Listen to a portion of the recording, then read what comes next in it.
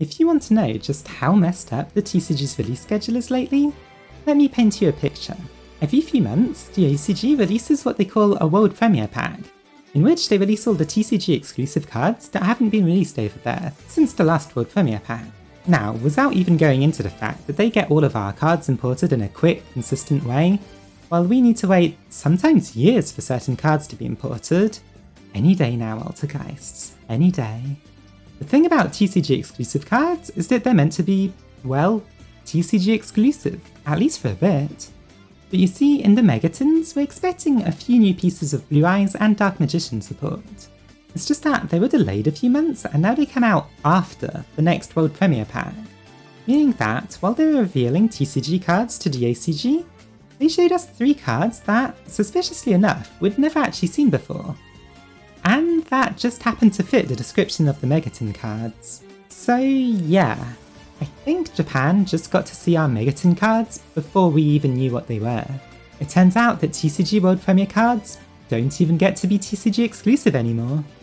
Depressing realities about not living in Japan aside, what was that new support then? Well, it came in 2 waves, one being the promos I just talked about, and the other being from the new main set. There's quite a few of them, and not all of them are actually any good at all, so I'll just go over the bad ones quickly so that we can get into the real meat of the subject. Starting with Magic Aribo. God, it's cute. And god, does it completely suck. While this card is the absolute dream for anyone trying to sell cute merch on Etsy, that's about the only use it'll get. Then you have this thing, which will let you search Magical Dimension. You know, because Yugi used that card once. Ah, references. I clapped when I saw it! Then you have Shatter the Darkness, which, even though it has a picture of Dark Magician on it, it's actually Seaship support. Strange oversight from Konami's behalf, honestly. Not sure why they'd do that. Anyway, when you summon your Seaship normal monster, you get to draw a card, and then it gives you an Honest-like effect to your Seaship Xyz monsters. Okay, I'll stop before the Dark Magician fans crucify me. Although, talking about being crucified by Dark Magician fanboys, I have to admit that one of my absolute favourite things to do in all of Yu-Gi-Oh!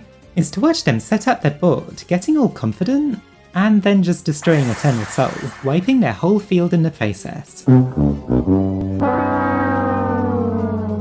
Dark Magician players, you really know how to put the fun back into Yu-Gi-Oh! Or your opponents. And now you get to do that for Blue Eyes decks too! It somehow gives weaker protection than Eternal Soul does too, so that's fun. Right, now on to the cards that you might actually use. Starting with the most questionable, there's Timaeus, the Dragon of Destiny. While it doesn't search the Eye of Timaeus like you might hope it would, it instead basically just works like a polymerization on legs that can summon itself by discarding a spellcaster or Dark Magician related card. Being a dragon, that means that it and Dark Magician can make a Dragoon, but, well, any 2 monsters already makes a Dragoon. It's called Reti Anaconda. We're also getting a new Dark Magician fusion. And before you all start quaking in your boots, no, it's no Dragoon. Made with a Dark Magician and any Chaos or Blackluster ritual monster, it revives any light or dark monster on summon, which it can then immediately tribute to banish all of your opponent's monsters, so it's a powerful effect. But it's spell speed 1, so it's not that useful going first. It even gets to recycle a spell when it goes to the graveyard, which is, well, fine. All in all, it's a good monster, just not necessarily one that's worth going out of your way to make.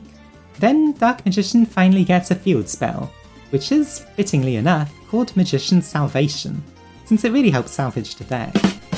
It basically just says, set Eternal Soul from your deck, and honestly it doesn't need to say anything else to be worth playing at 3. This and the next card add some real consistency to the deck, which it sorely needed. That next card being Illusion of Chaos. Oh god, consistency locked behind a ritual monster? I hear you all thinking. But luckily you'll never actually need to summon this thing. If you do, it does have a fairly decent negate where it tags out into a Dark Magician, but in reality, this card is basically just a fancy magical mallet that swaps itself either for a Magician's Rod or a Magician's Souls. And that's, well, just what the deck needed. By searching whichever one you don't have, you can now easily search out the pieces needed to make this deck's main loop, which is honestly not too bad of a win condition. Here's my proposed deck list. It's designed to try and start the loop I just mentioned as easily and as often as possible. The loop being a dark magical circle on the field, an eternal soul set, a dark magician in the graveyard, all backed up by a dragoon. This means that every turn, you get to summon back a dark magician and then banish something with circle, and then probably tribute it again with Rod to recycle some resources and put it back in the graveyard, ready to summon again. For that we run 3 circle, 3 eternal soul, 3 Rod, 3 magician souls, 3 magician salvation, and 3 illusion of chaos. Between all of those, it should be easy to set an eternal soul and play a circle, and since souls sends a dark magician and then summons itself, together with Rod being your normal summon, you then have 2 monsters to make a Verti, send a Red Eyes Fusion, and make a Dragoon. To back that up, we have 3 Dark Magician himself, since he's, well, kind of important to the deck, and 3 Apprentice Illusion Magician, as another way to send Dark Magician to the graveyard, and as a self-summoning material for Verti. Red Eyes Black Dragon and Red Eyes Fusion are obviously there to make Dragoon, and the 3 Preparation of Rites are there to help you search Illusion of Chaos. Secret Village of the Spellcasters is there to help protect you from spells that might destroy Eternal Soul, and can also just shut down certain decks. Dragoon is of course a spellcaster, so it's live even before you summon back a Dark Magician. You then just fill the rest of your decks with hand traps. 3 Ash Blossom, 3 Effect Veiler, and 3 Infinite Impermanence. For the extra deck, the only really relevant cards are Verti and Dragoon, but you can throw in an Ebon Illusion Magician if you want. If you really want to try out Timaeus, you can cut the 2 Secret Village of the Spellcasters and replace them with Timaeus, and then add the Dark Magicians and Dark Master of Chaos to your extra deck. But it's rare to be able to do the full combo and to also be able to summon with Timaeus. So now here's a few quick replays to show you how to start the loop. If you've enjoyed this video so far, make sure you give it a like and subscribe to the channel. Basically you'll need Dark Magical Circle and Eternal Soul, or their searchers, or the searchers of their searchers. Here we have Illusion of Chaos and a circle, so it will be enough. Activating Illusion of Chaos to search the Rod, you then normal summon the Rod to get a Magician Salvation. Since you still need a second monster, Apprentice Illusion Magician discards a card to summon herself, and those 2 make a Verti Anaconda, which makes a Dragoon.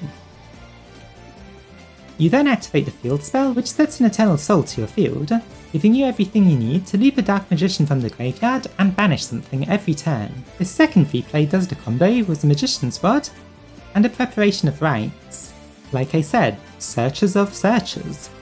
Preparation searches the Illusion of Chaos, and the Rod searches Circle, which did manage to hit an Eternal Soul. This is a reason why it's worth still running Eternal Soul at 3. Illusion of Chaos then searches the Magician's Souls, shuffling back one of the useless secret villages since we already have 2, and then Souls sends a Dark Magician to summon itself, making a Verte and then a Dragoon. And then you have everything you need, also backed up by a secret village, preventing your opponent from using any spells. Since the deck mostly just tries to do the same thing every turn, there's not too much point in showing you too many of the variations, so instead I've included a Timaeus combo. Starting with Timaeus, it discards an Effect Veiler, since that's also a spellcaster, in order to summon itself, and then you use its second effect to fuse a Dark Magician with the Illusion of Chaos in your hand, to make a Dark Master of Chaos. The fusion monster then brings back a Dark Magician, but since you need an effect monster to make Verti, you then tribute summon Apprentice Illusion Magician, who then adds a Dark Magician back to your hand as discard fodder for Dragoon. You then make a Dragoon, ending with both fusions and a Verti which you contribute for Dark Master's effect to banish everything. It's a weaker board than the first 2 when going first, but going second, it's a fairly easy OTK if you burn them with Dragoon's effect for at least 1500 before banishing the rest of their monsters. So to answer the question in the video's title, does this support help fix Dark Magician decks? The answer is, well, sort of, yeah. It still basically does the same thing as it used to, but now it does so way more consistently, which is definitely a plus. That's all for this video. Remember to like and subscribe if you enjoyed it, and let me know in the comments if you're looking forward to using this support in your Dark Magician decks. That's all for today.